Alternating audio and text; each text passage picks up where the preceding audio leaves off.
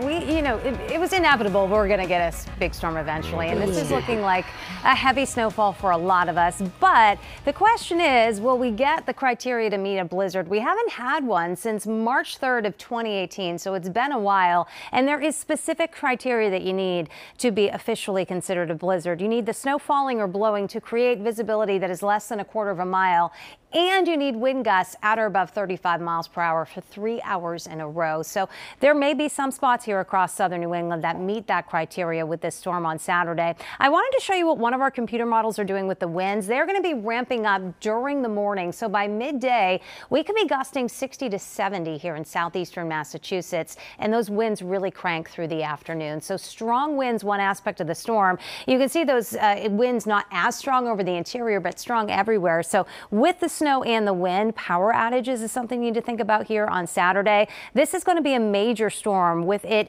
really intensifying rapidly as it approaches. You can see those white lines here. These are indicating lines of equal pressure. And when you see them packed tightly together like this, you know that that means a lot of wind. That is also going to push a lot of water toward the coastline. So there are many aspects of this storm. It will have a very high impact overall. The timing is Friday night, but it goes through the day on Saturday. Really, the brunt of it is on Saturday. So the impacts are not just the heavy snow and the stronger winds, but also coastal flooding concerns. And the tide of most concern in terms of it being the highest tide astronomically is the Saturday morning high tide. And these are the wave heights. You can see how they're building.